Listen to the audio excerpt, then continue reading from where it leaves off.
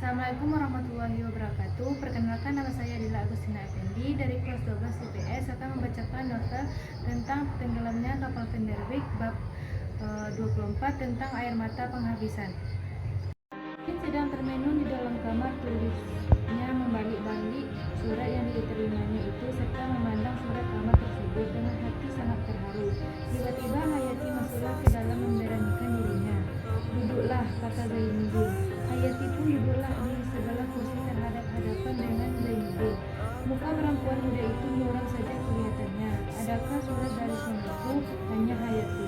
"Ada, saya pun menerima pula, inilah dia," katanya, lalu diberikannya surat itu ke tangan Zainuddin. Lama sekali kamar itu hening saja, tak sepatah perkataan pun yang keluar dari mulut kedua anak muda itu. Akhirnya barulah Hayati berkata, "Apa akal saya lagi, engkau Zainuddin?"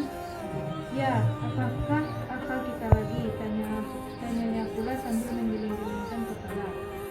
"Saya akan berkata terus terang kepadamu. Saya akan panggilkan kembali namamu sebagaimana dahulu pernah saya panggilkan.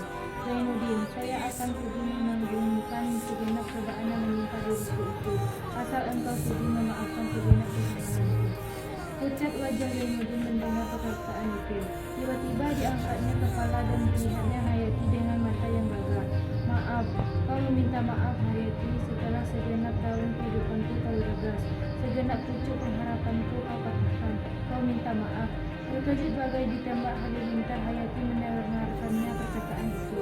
Tidak disangka-sangka Zainuddin akan menjawab demikian, padahal dia telah menerima berita yang sahih dari mulut. "Mengapa engkau telah menjawab sekejam itu kepadaku, Zainuddin? Lekas sekalikah pupus daripada hatimu keadaan kita. Jangan engkau jatuhkan kepadaku hukuman yang begitu mari.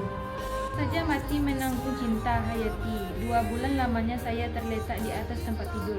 Kau jenguk saya dalam sakitku, memperlihatkan kepadaku bahwa tangan kau telah merinai, bahwa kau telah kepunyaan orang lain. Siapakah di antara kita yang kejam? Hai perempuan muda, saya kirimkan berpucuk-pucuk surat, meratap, menghinakan diri, memohon dikasihani, sehingga saya yang bagaimanapun hina dipandang orang. Wajib juga menjaga kehormatan diri. Tiba-tiba kau balas saja dengan suatu balasan yang tak bersuhu di titik. Tak termakan ayam, kau katakan bahwa kau miskin, saya pun miskin. Hidup tidak akan beruntung kalau tidak dengan uang. Sebab itulah kau pilih hidup yang lebih senang, mentereng, cukup uang, berenang di dalam emas, bersayap uang kertas. Siapakah di antara kita yang kejam? Siapakah yang telah menghalangi seorang anak muda yang bercita-cita tinggi, menambah pengetahuan, tetapi kemudian terbuang jauh ke tanah Jawa ini, hilang kampung di halamannya, sehingga dia menjadi seorang anak komedi yang tertawa di muka umum tetapi menangis di belakang layar. Hayati, saya tidak kejam, saya hanya menuruti katamu. Bukankah engkau meminta di dalam suratmu supaya cinta kita itu dihilangkan dan dilupakan saja, diganti dengan persahabatan yang kekal? Permintaan itulah yang saya pegang teguh sekarang. Engkau bukan kecintaanku, bukan tunanganku, bukan istriku, tetapi janda dari orang lain. Sebab itu secara seorang sahabat, bahkan secara seorang saudara.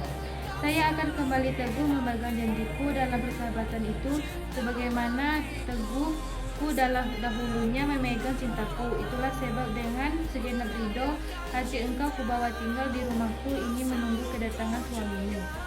Sekarang bukan dirinya yang pulang kembali, tetapi surat cerai dan kabar yang mengerikan. Maka sebagai seorang sahabat pula, engkau akan kulepas pulang ke kampungmu, ke tanah asalmu, tanah Minangkabau yang kaya raya, yang beradat berlembaga, yang tak laku di hujan, tak lukas di panas. Ongkos pulangmu biar saya mencarikan, demikian pun belanja berapa sidangnya. Dan kalau saya masih hidup sebelum engkau beroleh suami pula, insya Allah kehidupan selama di kampung akan saya bantu.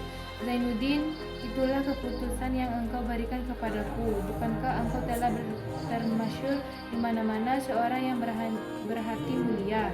Tidak, saya tidak akan pulang. Saya akan tinggal dengan engkau di sini. Biar saya kau hinakan, biar kau panas sebagai babu yang hina. Saya tak perlu kau beri belanja berapapun banyaknya. Saya perlu dekat kau. Ganjil sekali pengaruh air mata dan perkataan itu kepada hati Zainuddin. Perang perasaan dendam dan perasaan cinta dalam hatinya. Apakah yang akan ditanggung lagi? Bukankah Hayati itu menyanyikan hidupnya selama ini? Dia teringat kembali semuanya. Dia perlu ada berhayati di sampingnya. Dia tahu bahwa dia tidak merasai bahagia hidup kalau tidak dengan Hayati. Tetapi terbayang yang demikian itu, hatinya patah kembali. Dalam kepatahan itu kedengaran pula ratap Hayati beriba-riba, bersedih-sedih, meminta dikasihani. Hatinya pun jatuh pula. Tetapi sebagai terdengar di telinganya berapa perkataan yang sudah pernah diucapkan Nini Mama Hayati kepadanya. Kalau dia kawin dengan Hayati, kemana anak mereka akan berbako?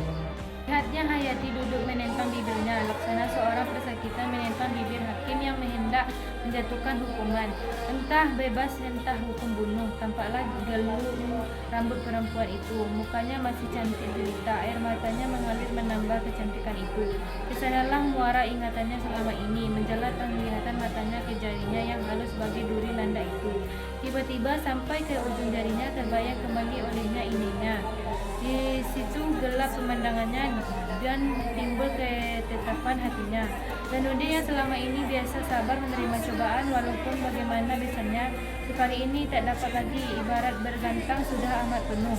Ia berkata dalam hatinya, tidak, pantang pisang berbuah dua kali, pantang pemuda makan sisa.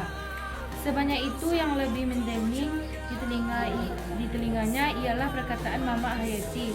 Engkau datuk tempuh hari negeri kami beradat. Bila teringat akan itu, terus dia berkata, tidak Hayati, kau mesti pulang kembali ke Padang. Berikanlah saya dalam keadaan begini. Pulanglah ke Minangkabau, janganlah hendak ditumpang hidup saya.